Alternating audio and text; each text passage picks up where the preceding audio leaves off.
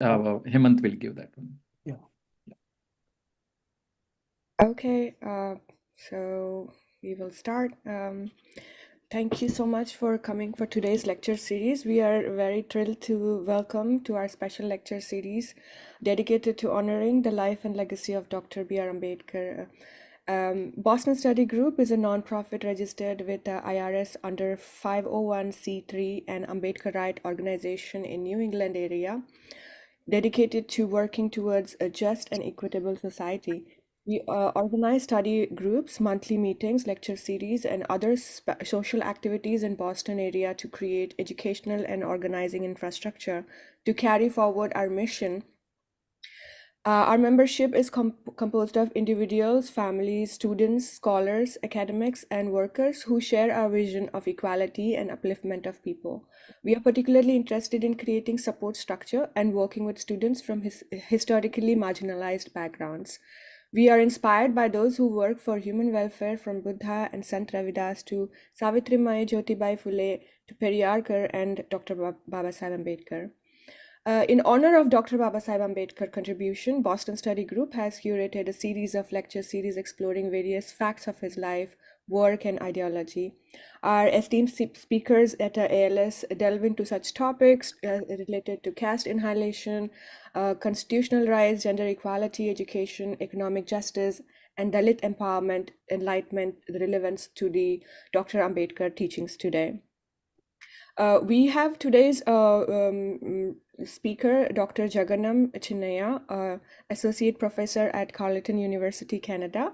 And also, this month is going to be back-to-back lecture series. We have a usually bi-weekly series, but this month is every week. And next week is also going to be another lecture series by Dr. K. Satyanarayana, professor in Department of Cultural Studies at the English and Foreign Language University in Hyderabad.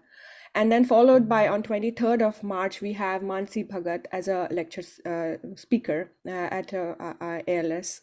So today's topic is going to be anti-caste movements in Telugu. Venkat, would you like to introduce Dr. Jagannam, sir? Jangam, you're Hyderabadi, yeah. So sorry. Jangam, Chinnaiah. Apologies. Yeah, Dr. Jangam, yes. Okay. Anyway, yeah, thanks, Priya. Sorry, so yeah, it's actually a immense pleasure to introduce dear, friend, brother, and Dr. Chinnaiah Jangam, who is one of those I first learned about. His story. It's one of those amazing success stories.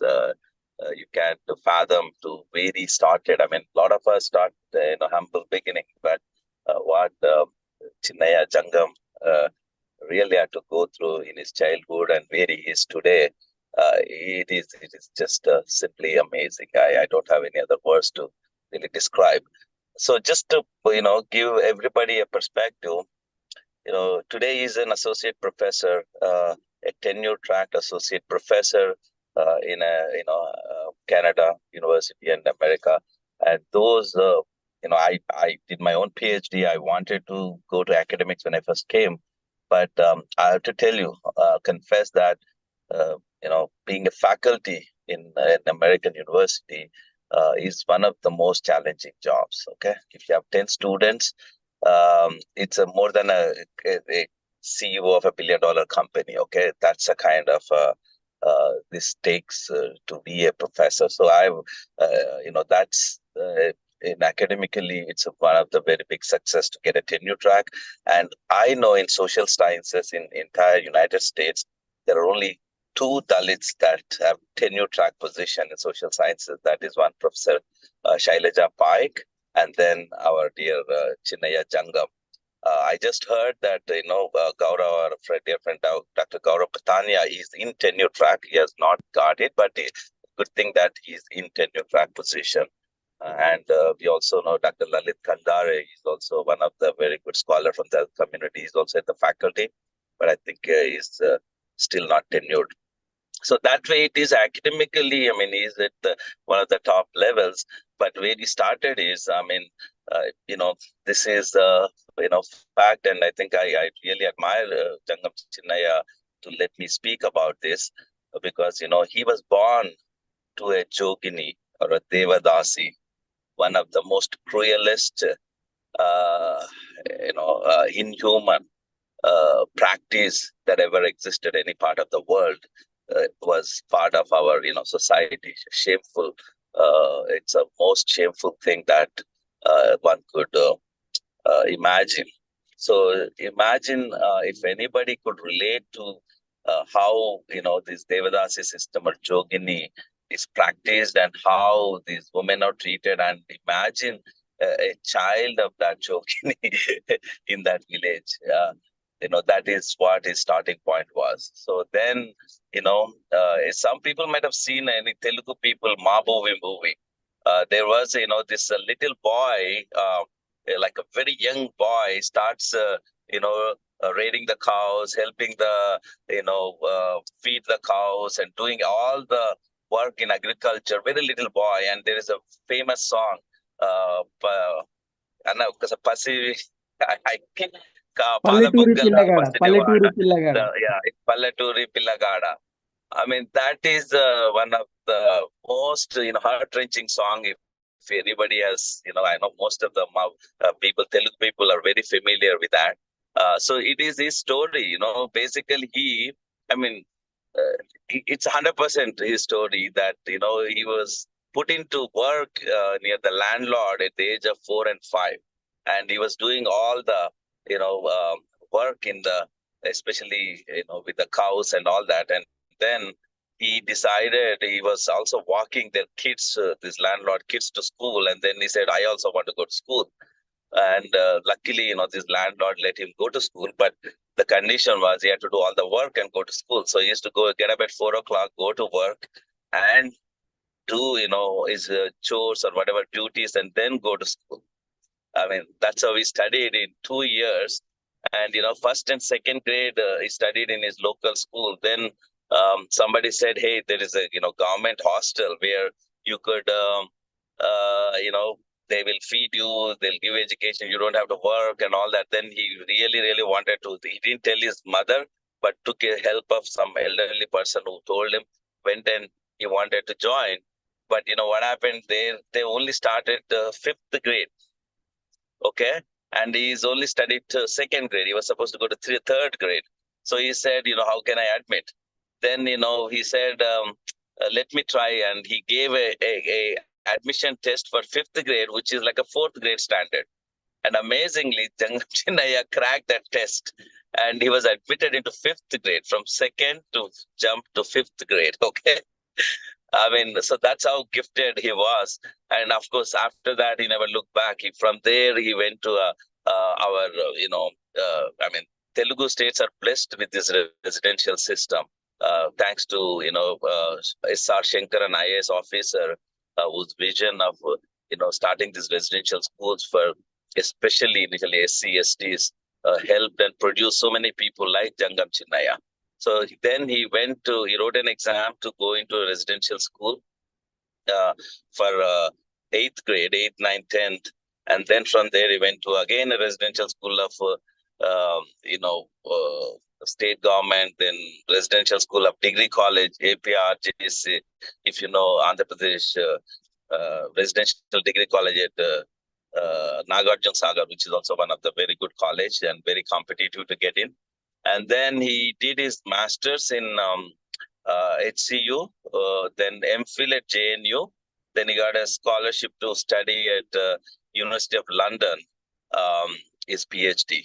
And he did his PhD at London. Then he got a very prestigious Guggenheim Fellowship in New York. That's how he ended up coming to United States.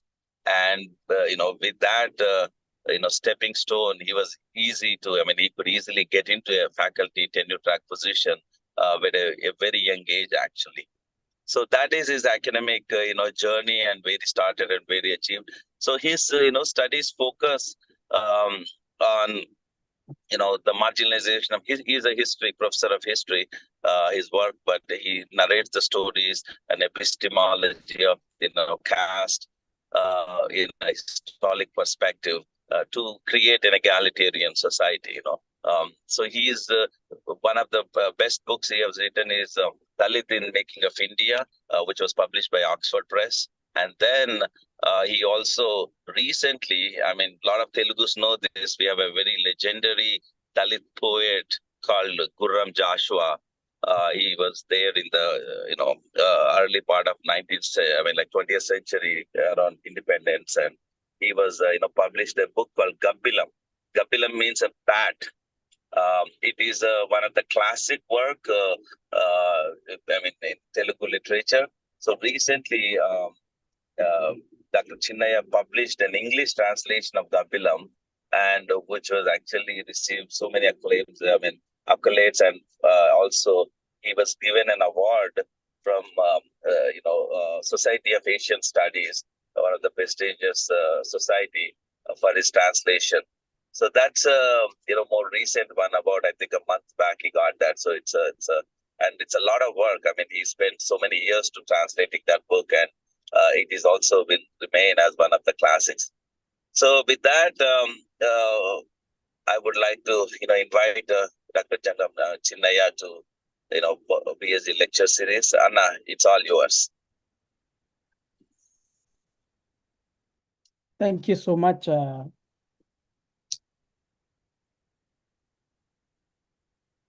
Jai Bhim to you all, and it's really an honor because I am familiar with the work of Boston Study Circle and the kind of work you have done, the pioneering initiatives, and that way it's as a fellow Ambedkarite and anti-caste scholar and activist, and it's really not just an honor, but being part of this group itself is a big recognition, and I feel really humbled and also honored to be part of this distinguished series. And so to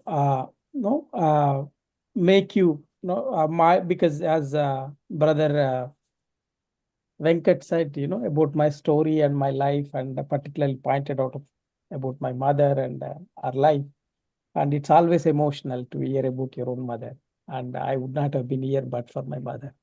Morning, after I got up, I was listening to G.N. Sai Baba, who just got released from prison in Nagpur. And he was telling about his mother that, because he was a disabled child, his mother used to take him on her arms to school. So the role of mothers is unbelievable, particularly if we are all here means, all our mothers have done so much. And I would like to acknowledge my mother's role. And but for her sacrifices, I would not have been here. And so that way, for me, I feel grateful for my mother for all things she has done, and because of her, I am here. And also, innumerable people, he mentioned about Dr. S.R. Shankaran and his role. I knew him personally. So that way, I am product of reservation system. And I just want to tell you all that, because in India, there is so much stigma and negative remarks about our performances and everything. So we coming here and doing, whatever we are doing best compared to Savarnas itself is a demonstration that we are talented people. And that's want to acknowledge that. So, so without going further on these things, I would like to start my lecture. And can I have an access to slide share, please? Doctor, you should have the access. Can you check? That's what share screen. Yes, I can see that. Sanjay sir, you wanted to say something? You raised your hand. No, I didn't. Just okay, got it. Okay, can you see me? See my slides now, please? Yeah. Yeah.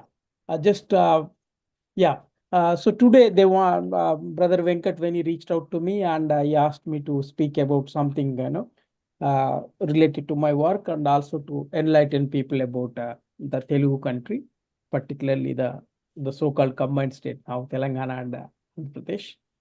And just I thought, because I already wrote a book on the history of Dalit movements and the role of Dalits in the making of modern India. And I do a lot of literature, particularly Telugu literature and Dalit literature. So in this context, I thought I'll give you some sort of broader, view of what actually the anti-caste movement is. Basically, most of the time we see many times the anti-caste movements are attributed to the coming of the modernity and access to modern education, because it is seen as the product of modernity. But in this context, I thought I will take you all to a long historical context, long duration of history, wherein which we have to see history, particularly the anti-caste movements and the way in which caste has been consolidated and crystallized, needs to be seen in a long context. So in this context, I thought, today I thought, I will talk about the way in which Deccan as a region where, the present day Maharashtra, Telangana, Andhra Pradesh, Karnataka, these regions were located geopolitically, and how basically there is this very interesting history related to anti-casteism and also the Buddhism and Jainism.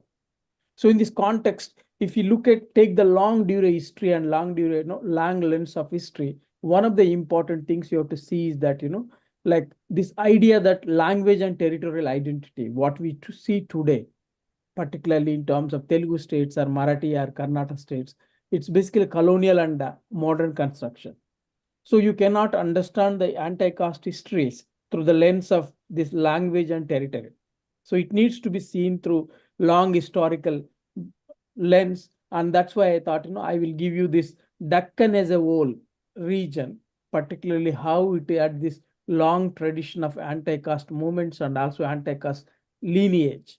So in this context, if you look at Deccan, and what we see is that, from ancient time onwards, particularly the post-Mauryan Satavahana period, where, the Mauryan age, we know that Ashoka and propagation of Buddhism and the way in which this whole egalitarian philosophy became central to the making of empire of Ashoka.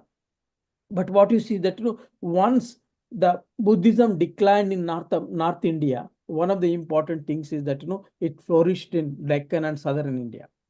So that's why it's very important to recapture and look at how Satavahana period is very, very central to the idea of this anti-caste imagination and egalitarian philosophy.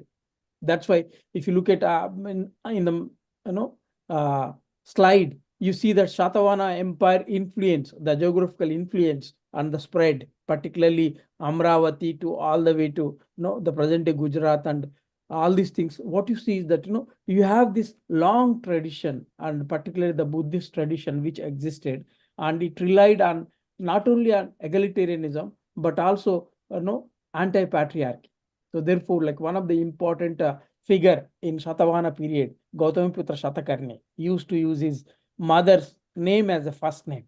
So in this context, what you see that we have this tradition of egalitarianism, both in terms of gender equality and also casteless society, part of this tradition of history. So in this context, what you see is that like after Satavahanas, one of the important things you see that that can witness this very interesting tension between three important kingdoms, particularly the Palas, Gujara, and also Rashtrakutas. And these, competition between these empires and also their competition to control North India, particularly based in Kanuj, is very, very important. So in this context, what we see that there are three things, three religious traditions were constantly, in struggle with each other. They're fighting with each other, and in that struggle, one of the important things you have to see is that how caste is central to that.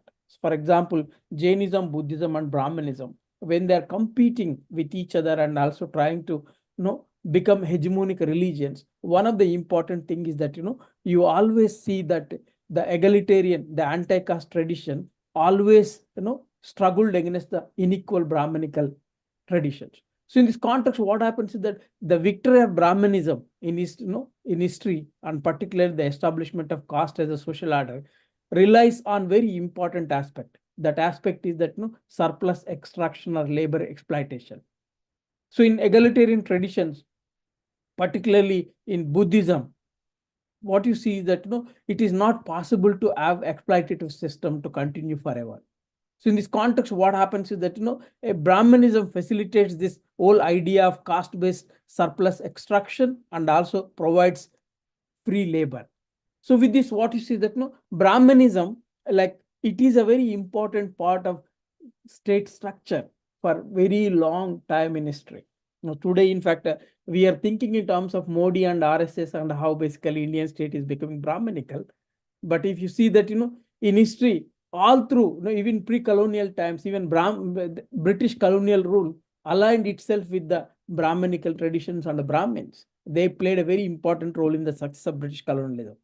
So in this context, what you see that, you have this after Shatavahanas and also then, the late ancient period, what we witnessed this very interesting tension between Jainism, Buddhism, and Brahmanism. Then what you see that, then it continues all the way with the entry of Islamic, really Islam and also Islamic rulers, particularly where with the coming of the Delhi Sultanates. And what you see that too, in places like, Telangana, like you see that Kakatiyas were there, and also Bahmani kingdoms and also Vijayanagara. One of the important things you see, if you look at this map, you see that, constantly, at one level, you are witnessing this political tension and political fights between different dynasties. At other level, you see that, socially and religiously, there was a constant tension and also fight between different traditions. Particularly, you think about, movements like Veerashaiva movement and also other Vaishnavite movements. What you see that, during Kakatiya time, particularly, you have this constant tension against caste system. For example, Basava Purana by Palkurki Somanatha was written in Warangal area, and who basically, the Basava Purana, basically today we attribute it all the way to Karnataka, and we restrict it to Karnataka as a linguistic region. But actually, if you look at, the pre-colonial context and without any linguistic formation of states, what you see is that, the Veerashaiva movement is basically going all the way from west coast of India and all the way coming up to present Telangana and Warangal areas. So in this context, you see that, this Saivite anti-caste tradition is very, very central in these formations. And then, afterwards, what happens is that, like even further going to, recent in the sense, Qutub Shahis, for example, particularly Golconda and Bijapur and other places. And during the time, what you see that, at one level, you have these anti-caste traditions, which are basically influenced by the Islamic egalitarianism coming up. On the other hand, what happens is that, you have this, Vijayanagara Empire, particularly people like Sri Krishna Devaraya, embracing this, Vaishnavite Brahmanical tradition as very, very central. Particularly, that is where you see that, first revival of this whole idea of, the Telugu language, particularly as a classical language, and also the way in which Telugu becomes very important in the court of Sri Krishna Devaraya. And then onwards, what you see that, this language identity starts, evolving itself from that. So then by the time early modernity comes in, one of the important things you see that, by after 1500, like, South India, particularly Deccan and other places, are having this fascinating, global connections. If you look at the Indian Ocean world, and particularly the early modernity, the India was one of the most important, place where every European wanted to come to do trade. So in this context, what you see is that, you have this very interesting thing, particularly the success of Indian economy and as a global economy, and how India in 15th and 16th centuries contributing to the global economy, like 30% of the global products exchanged in global markets used to be produced in basically west and east coast of India and produced particularly in the Deccan area. And in this, one of the important products were like, textiles and also spices. And to facilitate the success of these things, one of the important things you see that, there was a very productive agriculture. Particularly what you see that, from Godavari, Krishna, Tungabhadra, these rivers are playing river belts are playing very important role in this, production of global economy. And that's why what you see that, cotton becomes very important global products produced at this time. So in this, what you see that, the early modernity also, at one level, the intensification of caste-based exploitation becomes very important. And that's what, like in this context, what you see that the people coming from non-Brahmin traditions and non-Brahmin castes were also resisting the caste exploitation and caste-based Brahmanism. So in this context, one of the important figure in this context is Potuluru Veerabrahma. He is basically very important, saint, basically saint and philosopher who basically use rationalism and other forms of ideology, philosophical ideologies to contest basically the Brahmanical supremacy. And one of the important things about Potuluru Veerabrahma is that his preachings led to fascinating social rupture, particularly the revolts from non-Brahmin castes, both artisanal castes like goldsmith, blacksmith, and also woodcutters, and also most importantly, he used the lower caste, particularly the so-called untouchables and also lower caste Muslims became part of his anti-caste traditions. So in this context, what he taught, what he preached is very, very foundational to latter day, the movements in Telugu speaking areas, particularly how his ideas and ideology become central to the social mobilizations and social movements coming afterwards. So in this context, what we see that when Europeans have come to India by 1500 onwards, when Europeans are coming, particularly Portuguese and Spanish and others, one of the important, they've seen two ways of caste. One is the social rupture, which actually led by the lower caste people or the oppressed caste people against the Brahminical hegemony. At other level, they're also seeing this very important philosophical justification of caste system by the Brahmins. So in this context, what we see that like initial stages, Europeans were recruiting people mostly from the non-Brahmin caste, Shudras and Dalits and others, to play very important role in the Indian Ocean trade and also the wars between different European companies. So therefore, what you see that non-Brahmin castes start get recruited into armies of both French, Portuguese, and also British afterwards, and also Dutch companies. So in this context, what you see that the early colonial encounter, what it does is that it tries to provide space to Dalits within this colonial entertainment enterprises. But what happens is that by 19th century, the Brahminical hegemony becomes very central to the idea of making up the British Empire. British see very importantly the very fine working of caste system, which enables the efficient exploitation and also surplus extraction. So in this context, what we see is that you have this very interesting tradition, anti-caste tradition and universalism, which is playing very, very important role against the Brahminical and also European hegemony. So in this context, you have this very interestingly, as I said earlier, the Potuluru Veerabrahma led this whole idea of anti-casteism basically has very interesting roots in Lingayat Veerashaiva movement, which actually starts in 12th and 13th centuries in the present day Telangana and Karnataka, North Karnataka, and it has mostly led by people who, like particularly in Telugu speaking areas, artisanal communities and merchants.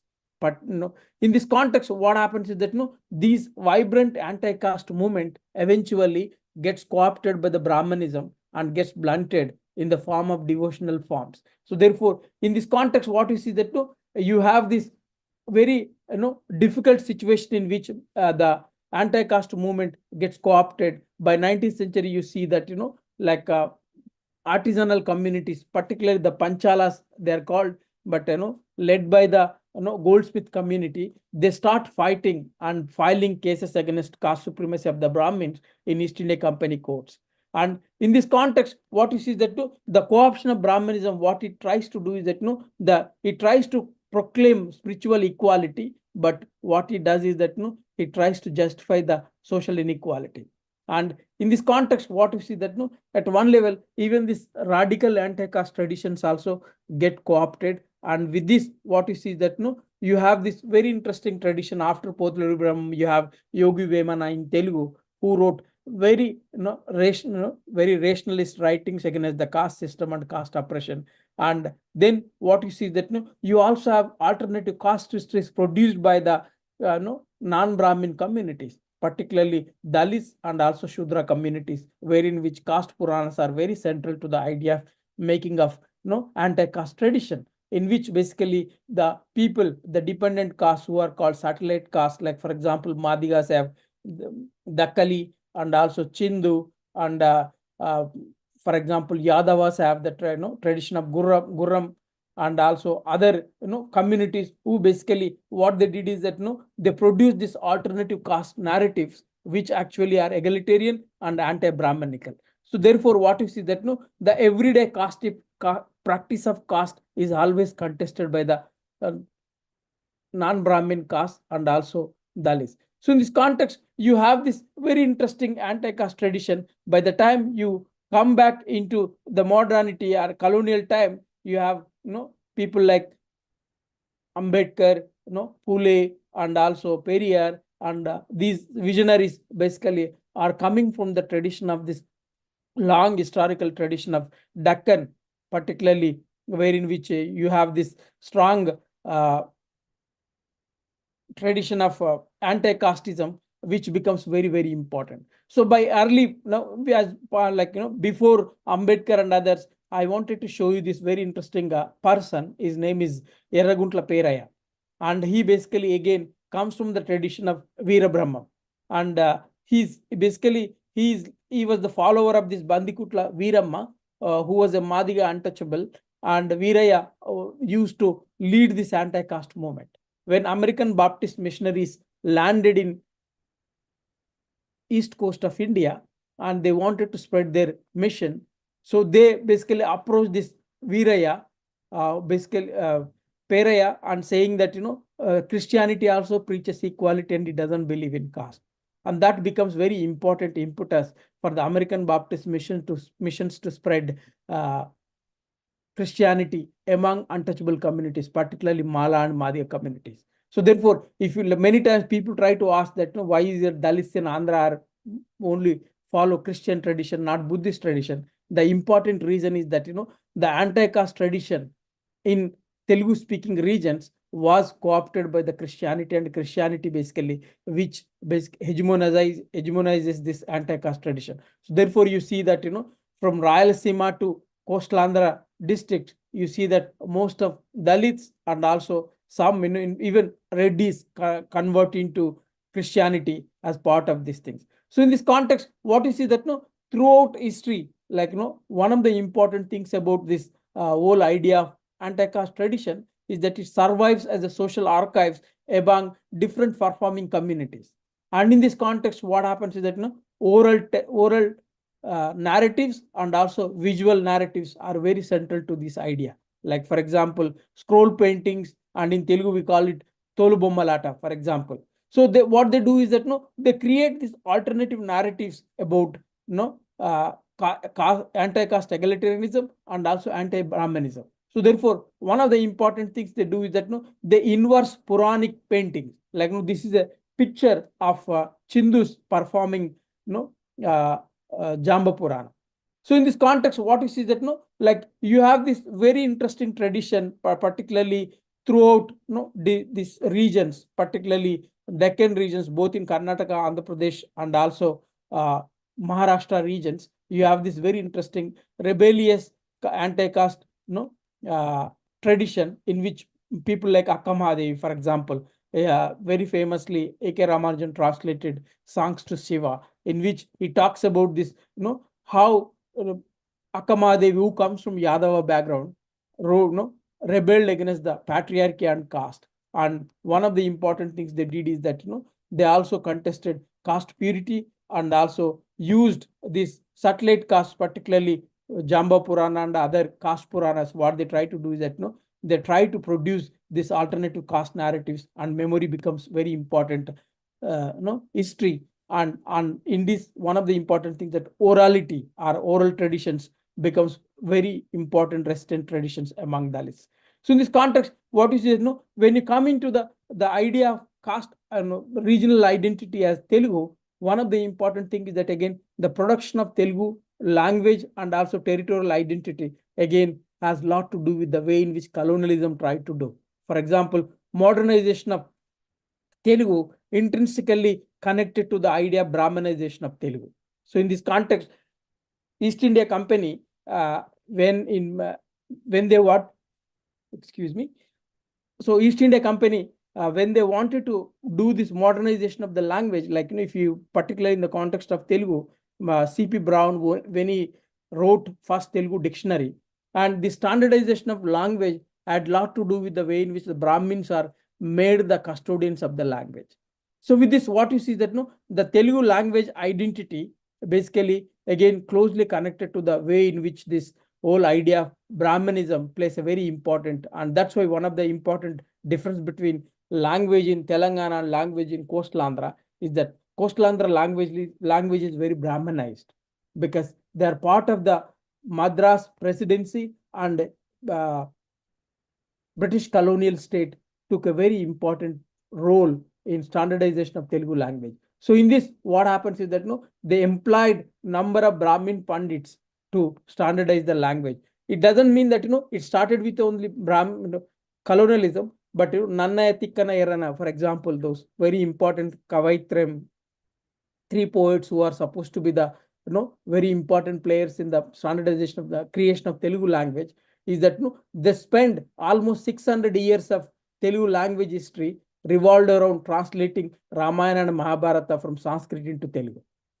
So what we see that the language standardization and language creation itself became a very important Brahminical conspiracy, because as we said earlier, the Jain and Buddhist traditions, they also were involved in the language creations. But what happens is that Brahmanism gets patronized by the dominant states, particularly they basically use Brahmanism as a very important way to justify their political rule. And also Brahmanism, because of the caste system, is a very efficient form of exploitation, which come in handy for the many of these rulers. So in this context, what you see that like by colonial state, by the time British consolidate power and this whole idea of Telugu identity getting created, one of the important thing is that you have this very interesting Brahmanical domination, Brahmanical recreation of Telugu language in terms of the Brahmanical tradition. But another level, what happens is that just Shudra and other non-Brahmin castes, when they entered into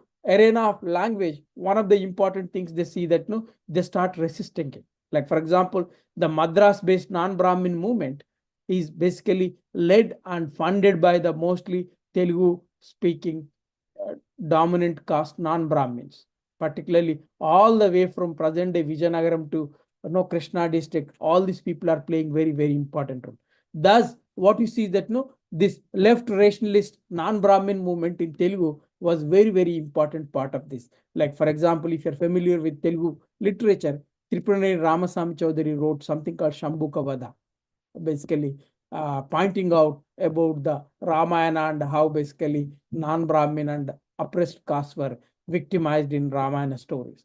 And Tapi Dharmarao, if you're familiar, like very famous book, he wrote this Devalalpai Booth Bommal Enduku, why there is erotic pictures on the Hindu temples. And then C.R. Reddy is very, very Katamanchi Ramalinga Reddy, very important figure in Telugu literature, and also he was Vice Chancellor of Andhra University and very well reputed person. In fact, C.R. Reddy also talks about how Brahmanism sidelined Buddhism and also Jain traditions within the Telugu, and how basically these things have become very important part. So therefore, what you see that you have this very rich tradition of speaking against Brahmanism and anti-casteism within Telugu literary field. But with the entry of Dalits by 1920s and 1930s, you see that Dalits become very important presence in Telugu literary sphere, particularly Kusuma Dharmanna, Jala Rangasamy and his wife Jalang Mangamma and Tadi Nagamma, and then Undru Subbarao, Boi Bhiman and Gurram Joshua. What they do is that they create this very vibrant Dalit anti-caste tradition, and which actually contests caste inequality and caste oppression. So in this context, when simultaneously you see that though in Nizam states Urdu was the official language, but in Telangana region, the present Telangana region, you also see that Dalit leadership and Dalit literature becomes very, very important tradition. Like for example, Bhagirathi Varma, along with starting this Adi Hindu Social Service League, he used to run a magazine called Bhagyanagara Patrika, and which actually was in Telugu, and also it is one of the very important and also pioneering journal published from Hyderabad. I think it is one of the earliest journals to be published in Telugu in Hyderabad state. With this, what you see is that like anti-caste movement in Hyderabad state, like people like M.L. Adaya, Arige Ramaswamy, B.S. Venkatrao, and there are two interesting figures who are basically very important, particularly women figures like Sangam Lakshmi Bai. She comes from Yadava background, and she was very important person in national movement. And she basically goes to Madras and gets educated and comes back and becomes very important political leader. And then Ishwari Bai, and she was very important, particularly because again she was in Pune and comes back with Ambedkarite ideology, and then organizes people, Dalit communities in present day Secunderabad area. And with this, what happens is that you have this very interesting tradition, which actually going back to Pule and Ambedkar, you can point out that this whole idea that the way in which Brahmanism and colonialism are in complicit with each other in not only giving this standardizing caste and also legitimizing caste, but also making Brahmanism as the supreme power within the colonial state and also afterwards. So in this context, what you see that like if you want to see anti-caste tradition, one of the important things we have to do is that we have to look at decolonization and de-Brahmanization. And speaking anti-colonial language basically doesn't help in anti-caste movements. What we have to look at is that we have to combine decolonization and de-Brahmanization and as a very important weapon to not only critique the colonial modernity, but also how the complicity of colonial modernity is central to the making of Brahmanical state and even the modern day Indian nation, particularly why is it leaning towards Brahmanism. And it basically the very idea of imagination of India as a nation state has implicity of Brahmanical ideology and Brahmanical imagination as a central to this. So with this, what happens is that you have to look at this very critically, both in terms of how caste-based oppression is central to the making of modern state, and you cannot critique modernity without critiquing and looking at the caste-based oppression. So in this context, what I want to see is that this the anti-caste tradition, particularly in the context of both in Telugu and across India, the only way to disrupt dominant Brahmanical narrative is to bring this anti-caste politics of the oppressed as a counter narrative of inquiry, both in terms of scholarship and also in terms of activism. And so in this context, and also demystify the idea that Hinduism is constructed as basically, it's again a very Orientalist construction. Hinduism basically, you have no Hinduism before 19th century. Again, Hinduism as a religion is a construction of British colonial state. And in this context, Hinduism in its Orientalist imagination is constructed as this mythical and non-violent religion.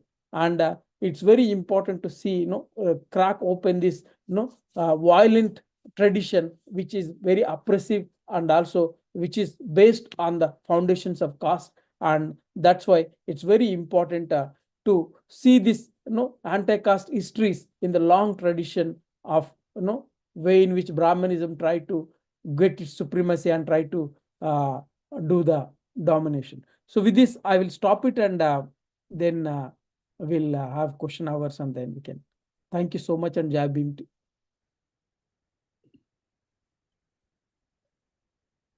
Thank you, Dr. Jangam. It was a very interesting topic. All the history was concise and well presented. I appreciate it. Thank you so much. So the next 30 minutes is going to be question and answer round. As we discuss, I would request to be please respectful when asking questions, and to keep the conversation focused and constructive, and to give everyone chance to participate. And please keep your comments very brief. Thank you for understanding. We have some questions already in a chat box. I would like to read that.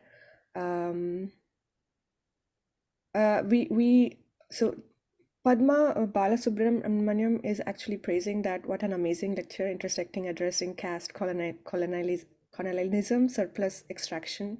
Thank you, Padma. We have a question from Soma. We have to focus on turning women against Manu. When Aryans came, mostly men came. They cohabited with the local women. That is why the vehement slavery of women. How do we expose this? Do you want me to answer? Yes, please. Yeah, like no, thank you for that question. Like this is where I think intersection of gender and caste comes very central. Like you cannot imagine caste society without the control over the body of the women, and therefore what you see that the control, particularly in terms of reproductive health, precisely because like caste purity is based on control over the womb of the women. Therefore, you see that from ancient India onwards, what you see that women are denied education, women are denied property rights in Hindu Brahmanical system. And if you look at why Ambedkar resigned from Nehru's cabinet, is precisely because of Hindu Code Bill, which wanted to give property rights to Hindu women. So in this context, you cannot critique like that's why it's very important to see this intersectionality of caste and gender in Hinduism and also Brahmanization. Thank you. Thank you very much. I think the bottom line is we have to go to the root cause to destroy Brahmanism, and that should come from women. How do we expose the slavery of women came because the Aryans cohabited with the people who were living there at that time, and the women folks should realize that and start against Manu. How do we start? That's a big question, but we have to start somewhere. It's not the responsibility of the women to fight against patriarchy. It's men basically who are beneficiaries of such system. It is men who should play a very important role in fighting against patriarchy. Thank you. I big disagree with you. It's a women force that is really coming up in life and everywhere. And I think in India, the women have been treated so badly for so long. I think they are the force to be reckoned with.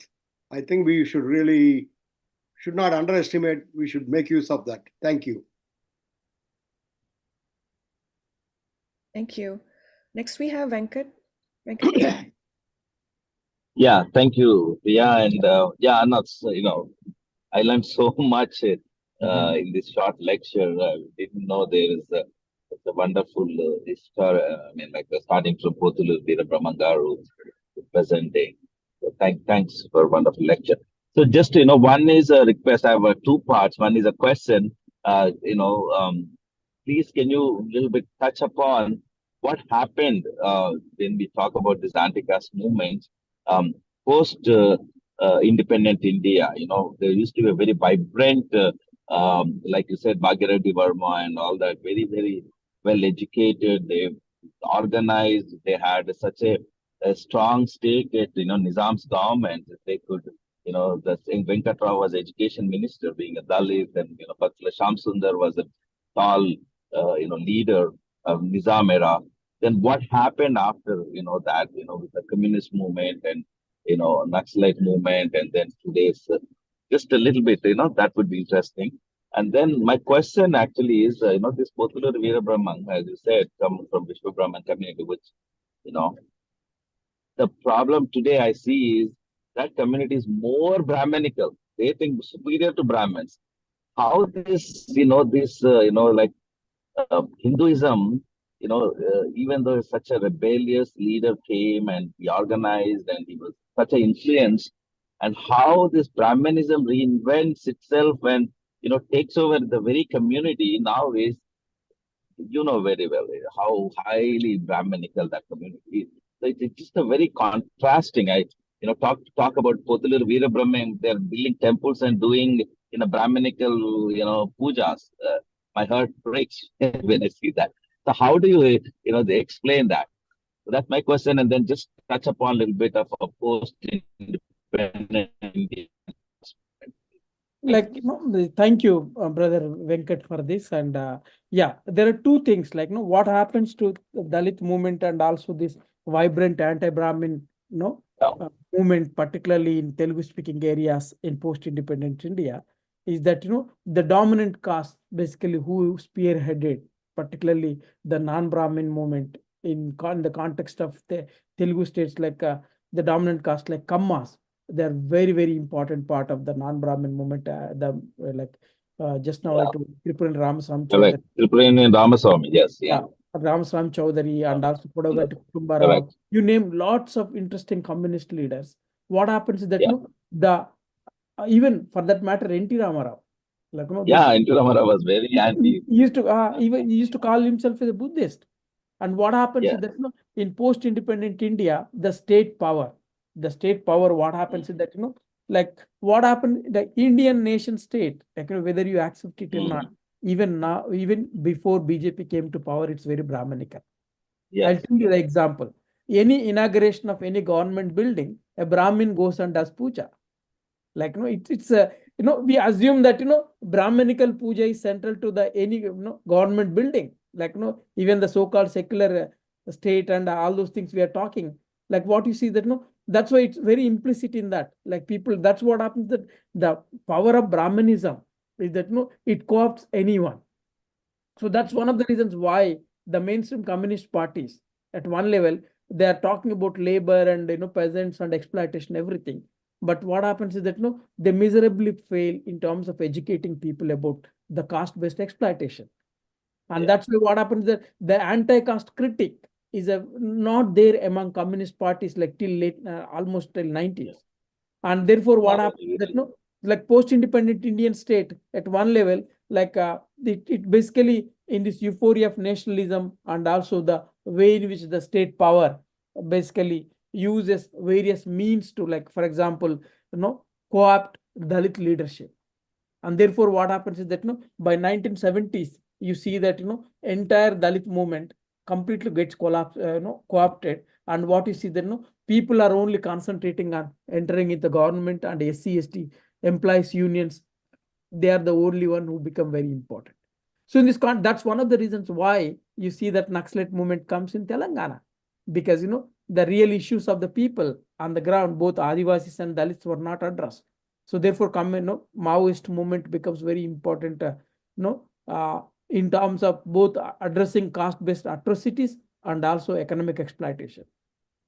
And Veera Brahmam, again, Veera Brahmam, it's a sad story what you're saying, like, the radical anti-caste philosopher basically gets Brahmanized. I think this is what, but this is where we have to see how the way in which this Brahmanical cunningness in co-option and also adoption of, lower traditions of non-Brahmin radical traditions. So like, I don't know whether you know it or not, in Telangana, in villages now, they are trying to, RSS is trying to, co-opt Ellamma Poshamma temples also. Ellamma Poshamma temples also. Mallanna temple, they already did it. So that Mallanna. basically there also you see Brahmin priests doing puja. Like, these are all Ellamma, Pochamma, Chinnamma, all these goddesses are not Brahminical goddesses. And they don't even get married. They are all single women. And you see suddenly, Brahmin priest sitting there and, doing, I think this is where, you see that, this co-option is a very important conspiracy of Brahmanism, wherein which unless people are vigilant about it and you have a conscious community which speaks and organizes, it is very difficult to, stop, temptation of Brahmanism. Yeah. Next, please. Okay, thank you. Thank you. Thank you. Next question is from the chat, from Prakriti. Could you please elaborate on the statement, caste act as a template for race? Yes.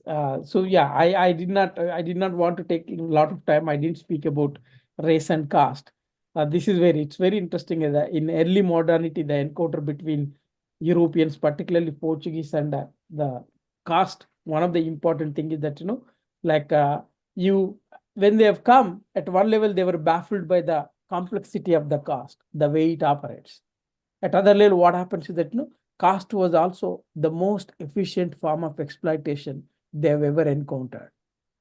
And that's the reason why Portuguese, they replace jati with caste.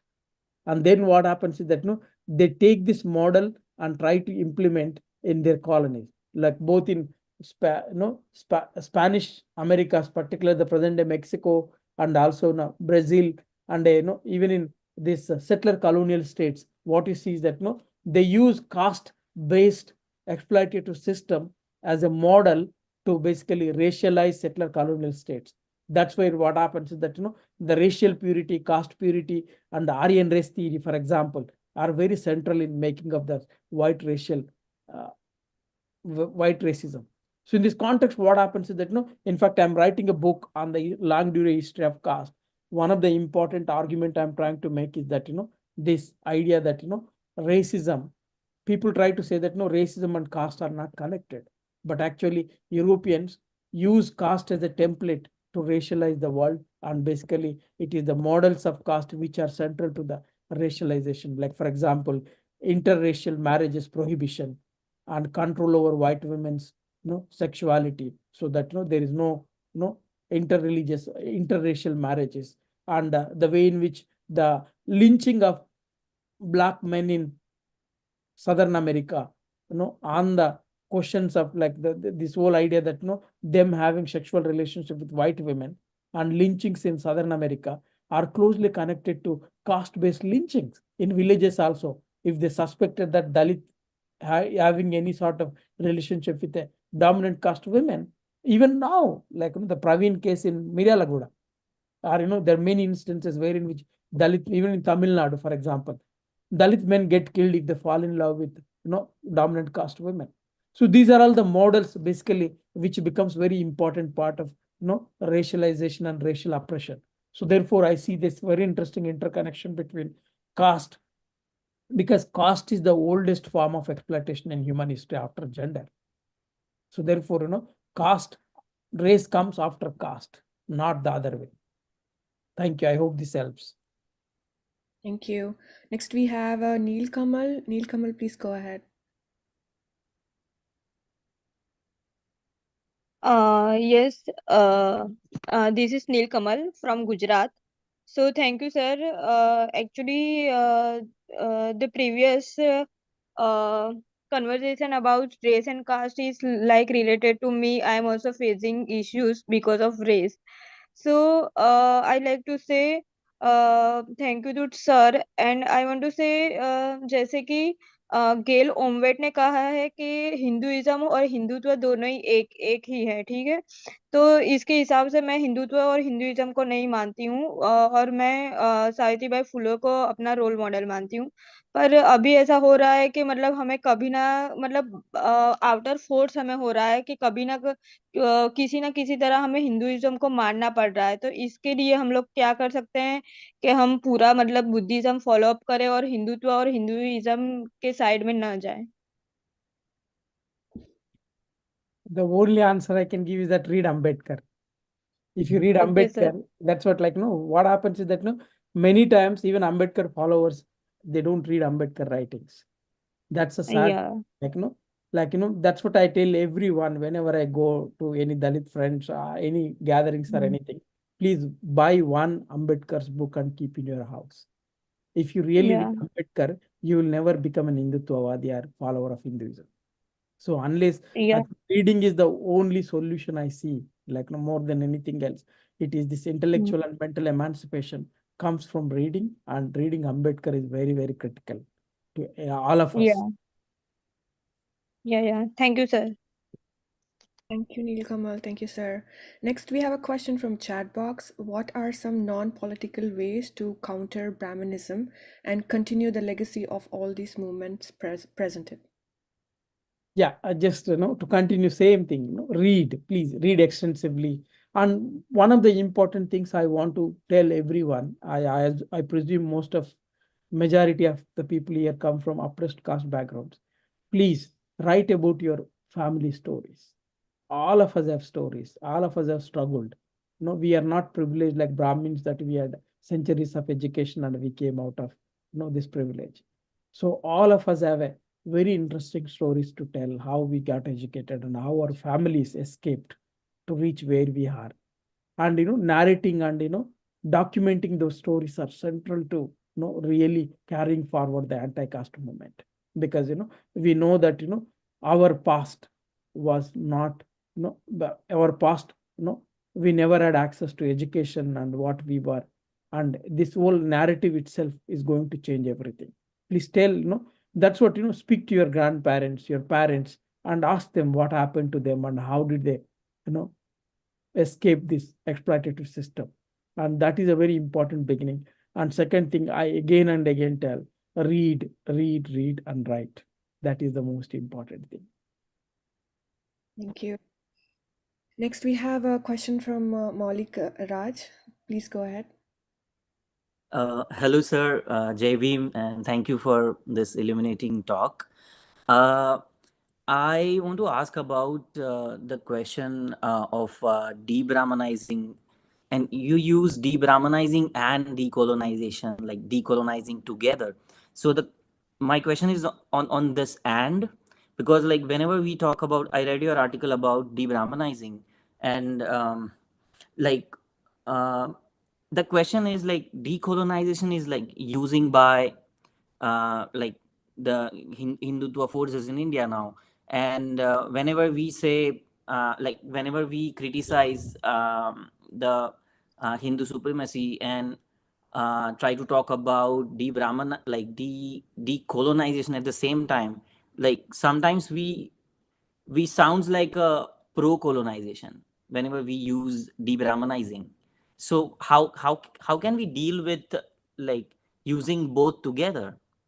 Like for an example, whenever we talk about Bhima Koregaon, or when we talk about Phule's Trutiya Ratna, it's more about like writing like in the favor of British rule, and in so how to deal with that?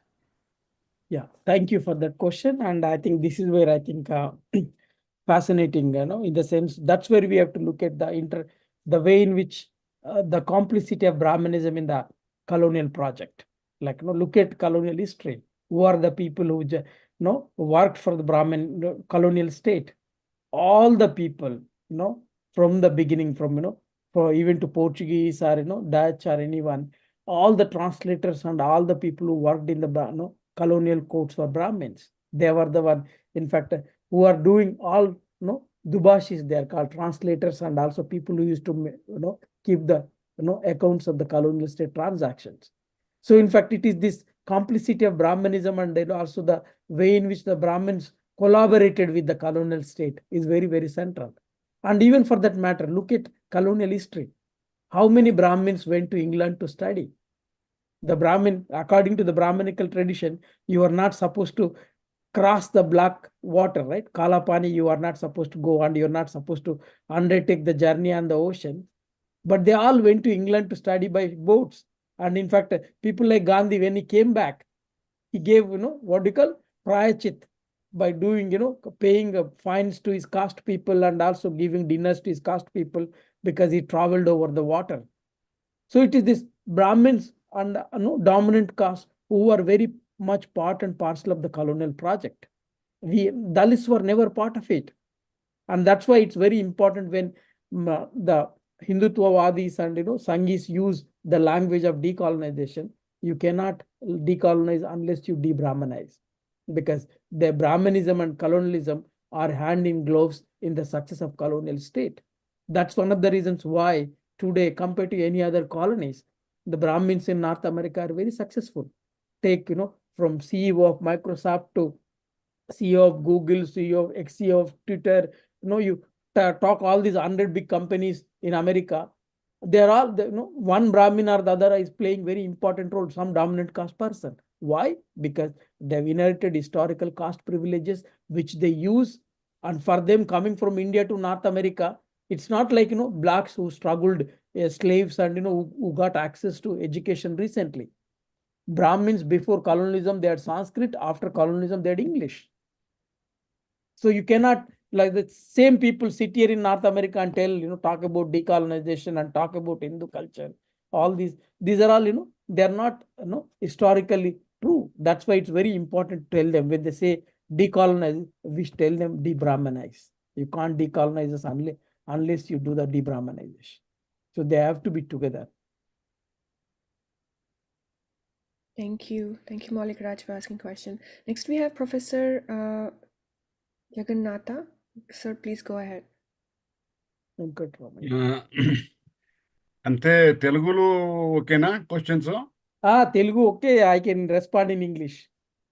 No, Okay. let's not do Anyway, that, please, I'll go because English. No majority problem. don't Thank you. understand Telugu. Yeah, please. Yeah, Thanks, majority. Chinnaiah Jangam garu. Sir, many thanks for a wonderful, living through history, the Brahminical role vis-a-vis the present day impasse. I think I'm very much convinced about the historical trace. I recall Boston study groups work on archaeological background people, giving on the monuments in Andhra Pradesh and all. Sir, just to cut short, I already given my impression in the chat box, but just a minute I want to tell you. Don't you think that we are doing a mistake of going back? See, what is required is, if so, what next? According to me, disasters. So there are two types of disasters. One natural, another is technological. Natural, anybody can follow. In 1900, there were about 50, disasters per year in 1900. Now they have reached 250 plus.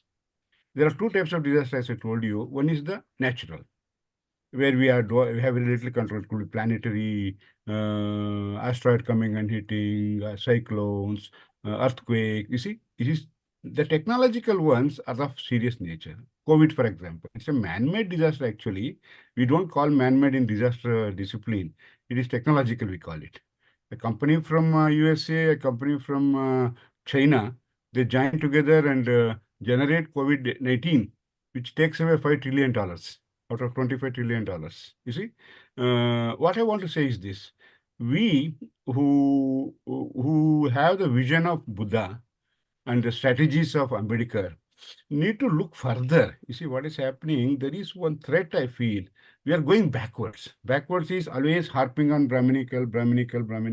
It's not going to help us anymore, because there are forces today to unite people, especially the younger generation. It could be disaster. It could be man-made wars, violence, selling of arms, drugs. See, these were not the various issues which Ambedkar faces, sir. Our Jai Bhim time had different problem altogether. But one thing is important. What United Nations recognizes is Ambedkar understood that inequality causes challenge for well-being.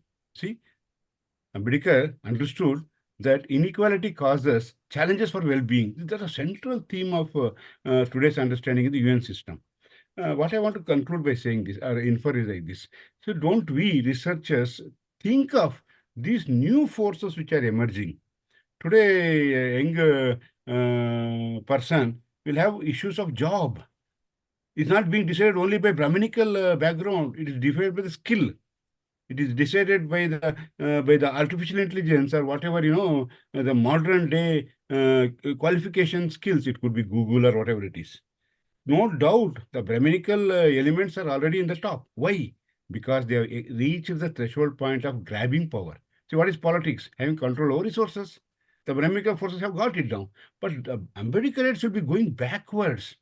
See, telling always that it's the Brahminical forces which are taking away the political, strength is not going to be adequate. This is my understanding. We have to think of new forces like disasters, climate change. See, the minor traffic is a word used. The smallest girls are getting into human trafficking because of climate change, because of migration. See, I'm from Karnataka. The number of families migrating from parts of rural Karnataka to cities, leaving only the old people to look after the houses and their properties, is a real problem, sir. 30,000 crores per year is the loss because of drought and floods in Karnataka. It's only a thought for you with such a wonderful scientific approach. I think we should look at these larger issues like climate change, disasters, which are able to unite people, Jaimim community all over the world. This is my concern. Yeah, thank you. I'll give a short response to Professor Jagannatha Venkatramaya. Thank you for asking that questions and raising these issues. Like, there is a very famous historian called E.H. Carr. He wrote this very interesting book called What is History? Wherein which, history is not about past, history is about present. We are basically looking at history to understand the root cause of present day inequality, root cause of why our communities are still, like 75 years of India's independence, you still have people, are being, girls are being still, brought into this sort of, situations where you were describing from Karnataka. And, even now still, we have so many of our people who don't have basic needs of life and they can't have access to education. Why? Because there is a Brahminical conspiracy. They give thresholds to Adivasi and Dalit children to kill Muslims, but they send their, the BJP ministers send their children to go to America and England to study. Their children are not in the streets beating up Muslims, but it is Dalits and Adivasis and OBCs who are on the streets killing Muslims and all the violence connected against different people. So there is a conspiracy and history for what is happening. So unless you understand this, like the access to technology comes through education. If the privatization is the mode through which this government is going, and how can you expect our people to have education and access the global resources? So it's important to understand the root cause of the inequality. Unless we understand that, we cannot build a future. Even Ambedkar wrote long histories about the history of Buddhism and the Dalit communities. Why? Because he knew the power of history. So it's very important to know who we are and what we were, why we were made. Like, people always blame us that, we don't have talent, we don't have skills. Because we don't have talent and the modern skills, because we were denied of the skills, education particularly. But opportunity comes, people like you and me can knock any door and succeed. So it's very important to look at that as a very important viability. Thank you. No, you did not answer my question. The question of considering the present day problems. See, okay, you are very strong by understanding the present by analyzing the past. Fine. See, look at a girl or boy beaten to almost death for touching water. See, 100 years back, J. Beam made a movement on this water accessibility. Even today is a reality. 75 years of Indian history. See, present day we have to look at water and sanitation. If you look at it, 73rd and 74th Amendment make it mandatory that it is human right. United Nations also says water and sanitation is human right. But today you have the RO plant killing people. You see, it is the Dalits who are getting affected doubly because of the natural facts and also the usual facts. So my only appeal was we as researchers should look at these other factors which are emerging in this century, which is an additional burden on us. I fully agree with it. But thank you for a very good presentation. I'd like to have your email ID so that we can spend some time interacting rather than wasting, taking others' time. You see? Thank you. That's when you have to see the interconnection between caste and climate change and other. Yes. Yeah. Yes. Yeah. Thank you very much. Thank you, Professor Jagannatham, and thank you for. Thank you, madam. Thank you. We have next Dr. Poshan asking question. Sir, please go ahead. Apologies to my brother Chinnaiah because I'm very, very closely associated with him. Sir, just give me half a minute because I studied with him as a junior in school and I studied in the intermediate school as he was. And I coincidentally met him in Hyderabad. I went for an unexpected meeting in Hyderabad Central University. And then he came back after JNU to Osmania University, which is my neighbor in Hyderabad, Osmania Medical College. And I followed him to London, where I spent around 20 years. I'm deeply attached to him, but that's my background. But I'm sorry, brother, because I wanted to find this answer. You might know, that's why made me ask this question, though I know you very well. Why though there are lots of evidences of resistance in Telugu land, anti-caste movement, why in your assessment, why hasn't took a momentum to take revolutionary changes in the lives of Dalits? Thank you. Yeah, thank you, Poshana. Yes, Poshana is a dear brother, and we are like brothers for very long, and we have long association. And thank you. And yes, brother, like one of the important ways in which, the again dominant Brahmanical state and communities do is that, like whenever there is a potential for any social revolution, they always divert that revolutionary potential into something else. Like in colonial time, when non-Brahmin movement is consolidating and non-Brahmins and Dalits are uniting in colonial context in Madras presidency, it is Brahmins who brought up the issue of separate Telugu state, particularly the Telugu state identity, and all those things became very important. So what they did is that, the radical non-Brahmin anti-Brahminical movement was converted into separate Andhra movement, and in which by 1990s, like I think Andhra separate state recognition was a central concern by 1919 in All India Congress Party. So, and then what happens is that, the entire energy under the leadership, because Brahmins had the hegemony over Congress Party in Andhra Pradesh. So once the Telugu identity has become very important force, so the Telugu non-Brahmin caste, particularly Kamma, Reddy and other people, either they're forced to go into either Communist Party movement or align with Congress Party. And then like in the radical non-Brahmin movement in Tamil Nadu has a very different narrative compared to Telugu speaking areas. And in the context of Telangana, like for example, the Telangana movement, the radical Telangana assertion, what had happened? How basically it has been hegemonized by again the Velama community.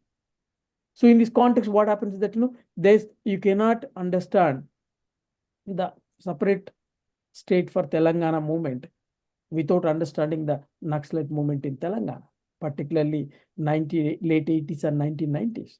It's basically, we all know, we were children and we knew there are many, like, if you remember portion, where we used to study in Uppalvai, all those villages were Naxal centers. Many villages, state government could not enter.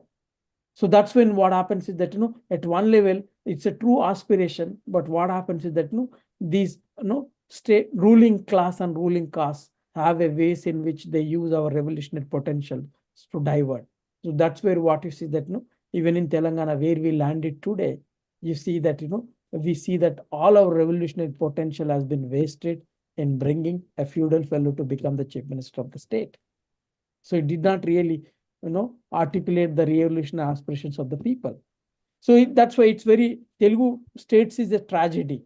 Like, we have this radical anti-caste, radical movements. But what happens is that at every stage of its, becoming very potential to capture the state or become something in reality, ruling caste and ruling state always diverted it. Thank you, brother. Thank you. Yeah. Thank you so much. We have our last question by Sanjay sir. Please go ahead. Okay, great. Thank you. Thanks, Dr. Chinnaiah. It is a really wonderful speech. I learned so much from today's speech. And I have two questions, and I just would like to be very short on this one. So Shaiviyas from the South India are mostly the anti-caste movement, right? So that is what they lead. So are they now moving towards the Hindu gods and goddess like Ram, Ganesha, because of all this Hinduism is spreading in the South? That is one question. And second is that Dalit and anti-caste movement you shown on the slide 12, correct? Which are basically, so was there any coordination between B.R. Ambedkar and this Dalit and anti-caste movement during that period? And whether they have any interactions and impact on each other because of activities they are doing? Thank you, Sanjay ji. First question, yeah. Like this is what it's very interesting, like, the anti-caste movement, like, starting from Veerashaiva movement to all the way to Potulur and other, like it's lower, particularly the oppressed caste traditions always, identified itself with the Shaiva tradition. Just now we are talking about village goddesses, like for example, Pochamma, Chinnamma, and Muchalamma, all these village goddesses in Telangana. They always claim they were children of Shiva and Parvati.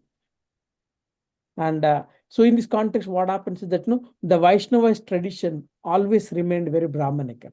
and also it became a ruling caste tradition.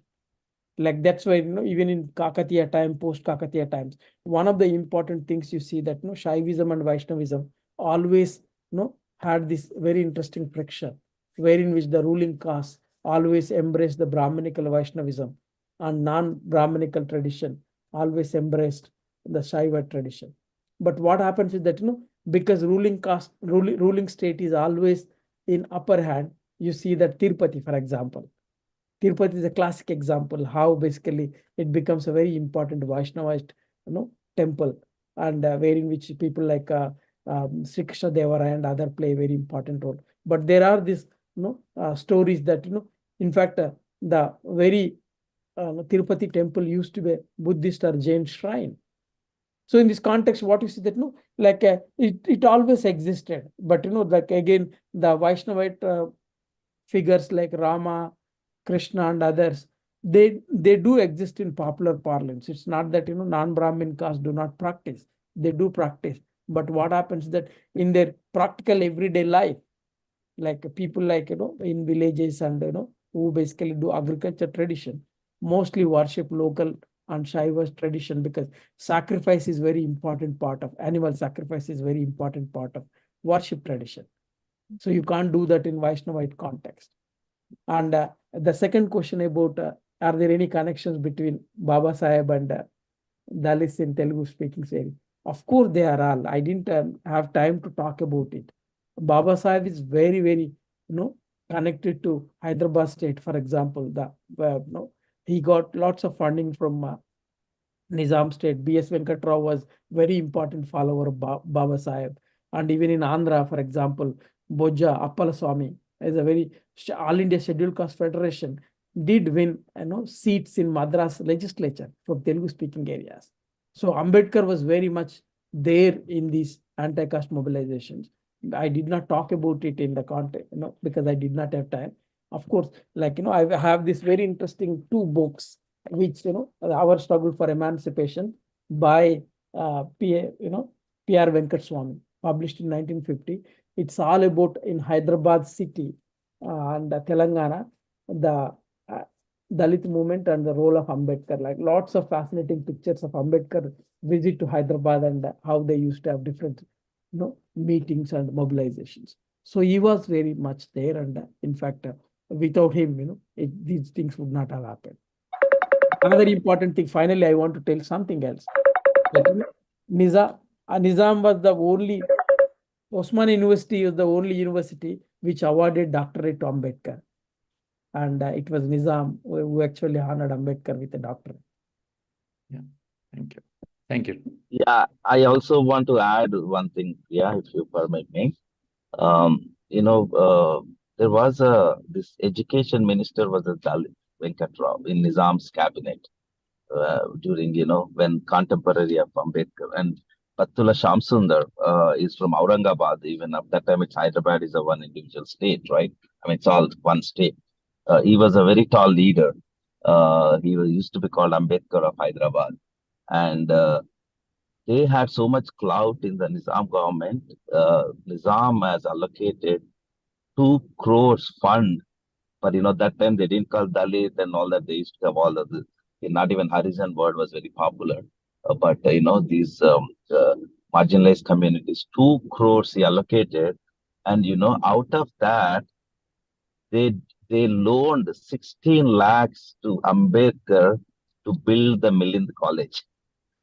Okay, that fund came from Hyderabad. What he called this Milind College in Aurangabad, which is now very famous.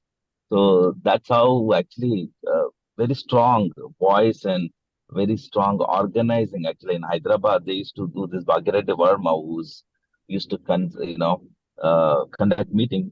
20,000-30,000 people used to come. You're talking about that era. So it was very, very organized, and they used to run schools, and it all actually little bit a back step after this. What happened with we call peasant Telangana peasant struggle, that armed struggle with Nizam, and then communist movement came, Congress party came. We didn't have that powerful Congress party before that. So this all took a completely different turn, and until recently, we didn't have a very strong Ambedkarite movement in Telangana. Until 90s, again, it started by people like Maroju Veeranna and things like that. So yeah, so it's during Ambedkar and Hyderabad had a very, very, very close connection. Yeah, to Thank you, finally Priya. say, very interestingly, the present day Congress President Mallikarjun Kharge was a student of Shyam Sundar. Oh, Yeah. good. Thank you, everyone. Thank you, Dr. Jangam, sorry, for the very insightful presentation today. I got to know where my roots come from, and it is a very interesting history and how we are attached to our history, how it is influencing our present. It is very, very interesting. Thank you so much. Before we end, I would like to mention 2 points again. We have Awakened Boston Study Group Digital Magazine, and it provides platform for all the Ambedkarites in the diaspora to share their stories, thoughts, views, and talents to enhance their Ambedkarite movement.